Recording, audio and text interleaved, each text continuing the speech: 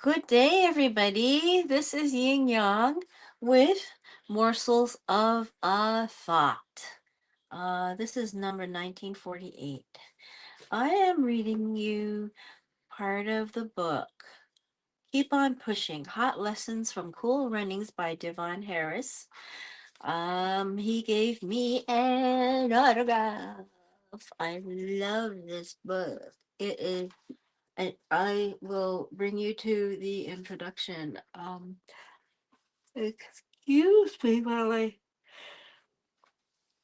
harvest and get more energy from the universe. It is live. Okay, good. I was trying to find out. Introduction. It is 1993, and I am walking briskly up Gun Hill Road in the Bronx. The frigid pre-dawn wind sweeping across my face. I remember this winter date, January 18th, very clearly. It was Martin Luther King Jr. Day, and I was on my way to my first day of work at the Jamaican restaurant just up the road. Hold on while I turn off the sound here because I hear sounds coming, and I hope I don't lose you. I'm gonna turn sound. Oh. AI stuff really gets me.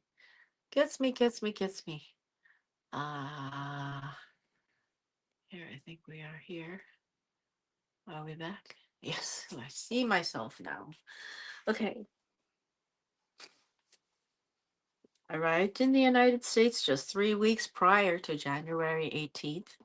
On December 23rd, 2 days later, on Christmas Day, I celebrated my 28th birthday in my new home, my new country. When I boarded the flight in Kingston, I was still officially a captain in the Jamaica Defense Force, JDF. Back then, the only time I went into a kitchen was to inspect it. Now, I was on my way to start working in one as a line cook. Less than a year before, I was in Albertville, France, competing in my second Olympic Games. And now, as tens of millions before me had done, I had come to America to chase my American dream. So here I am on a day that honors the quintessential American dreamer, inhaling the wintry air and wondering what life in America had in store for me. Decades before, Dr. King had clearly defined his dream, and although I still wasn't clear about what mine looked like, I had high hopes. I slackened my pace momentarily, closed my eyes, and inhaled deeply. As the cold air filled my lungs, I could feel the possibilities permeating every fiber of my being. But my most pressing need that day was to begin that new job, and I was grateful for the work as I had a wife and a 2-year-old son to support. Flash forward 16 years. I still find myself spending a lot of time in the kitchen, only this time I am preparing meals for my family in my home just north of New York City. If, or more accurately, when my wife Nicole, a respiratory therapist, gets her way, I will be living on the water in a warmer part of the United States. Unlike her, I like my water frozen, and I would choose cold weather over the tropical heat any day. She scratches her head every time I say that. Where were you born? She would ask mockingly, but I love it here. The changing seasons remind me of the rhythms of my life. My favorite is autumn. I am enthralled by the beauty of brown, yellow, and orange leaves breaking up the city skyline through the branches and then finally falling and carpeting the ground. I am writing this introduction on my laptop, sitting in my backyard, and trying to convince my fourth of 5 children, Summer, to play on her slide. For now, she is much more interested in playing one of her games on my computer. I know that 3-year-olds can be very persistent, but she seems to be even more so than most. I wonder where she could have gotten that from. As the scent of freshly mowed grass permeates the air, I know, I know the sputter I hear in the distance is my neighbor's lawnmower, and not the gunshots that used to be my lullaby as I would fall off to sleep in our Kingston home. The oldest of 15 brothers and sisters, I grew up with half of my siblings. Like everyone else around us, we managed to find peace and security in the middle of the chaos and danger that enveloped us. I look back now and realize how terrified we really were. Every single day, I am reminded of how far I have traveled from the slums of Olympic Games, living in a 2-room wooden shack, to the prestige of the Royal Military Academy Sandhurst and the Officer Corps of the Jamaica Defense Force, where I smoothed out my rough ghetto edges and learned to be a gentleman. From dreaming about running back, oh, excuse me, from dreaming about running track in the Olympics to competing in 3 Olympics as a member of Jamaica's historic bobsled team, from being shot at on the streets of Kingston to being on a feature film set watching a Hollywood movie being shot about an important part of my life.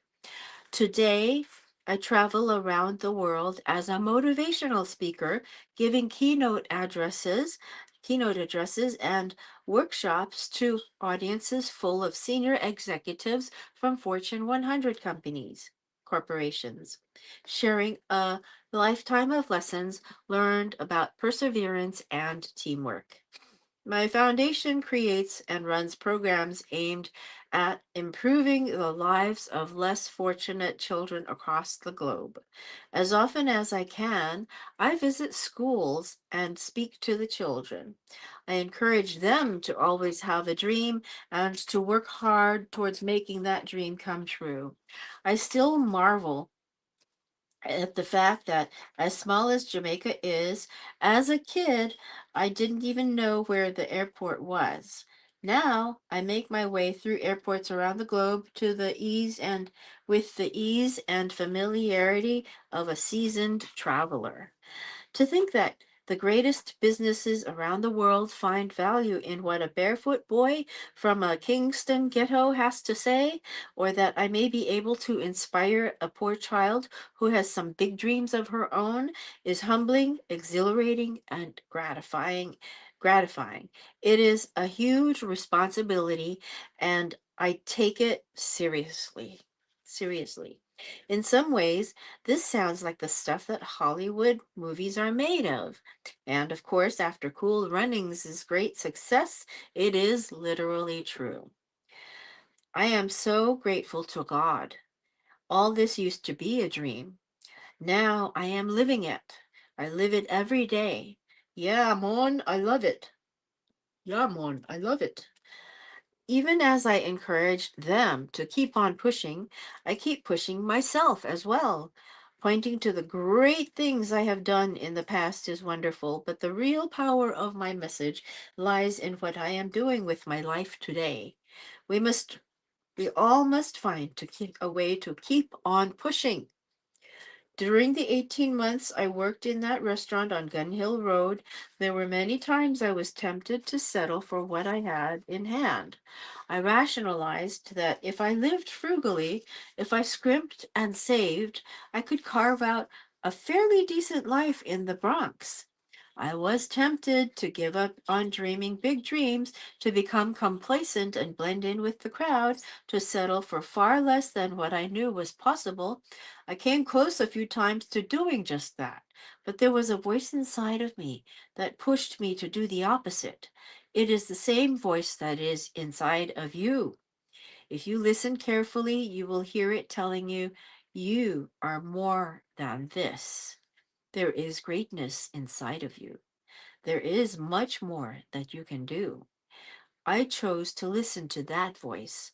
I kept on pushing, and now I have the opportunity to travel the world and inspire audiences with my story. I believe it is our responsibility to keep on pushing, to grow as individuals, and to strive towards our full potential. In 1979, the year I started running track, ABC's Wide World of Sports ran a series called Road to Moscow.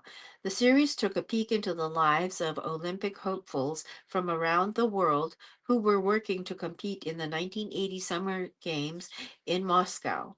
It not only highlighted their athletic lives, but also their personal lives.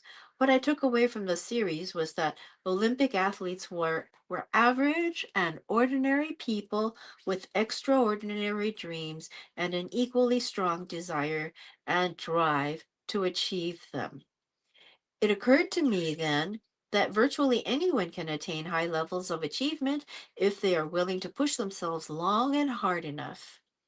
If you have ever wondered about what it takes to qualify for the Olympics, or asked yourself what it must be like to live in the Olympic Village, or how it felt to be front and center in the competition arena, if you are one of the people who believe that bobsleds run on trails, excuse me, who believe, if you are one of the people who believe that bobsleds run on rails, bobsledders are nuts, or that the movie Cool Runnings is a purely fictionalized story, then keep on pushing. Hot Lessons from Cool Runnings is for you.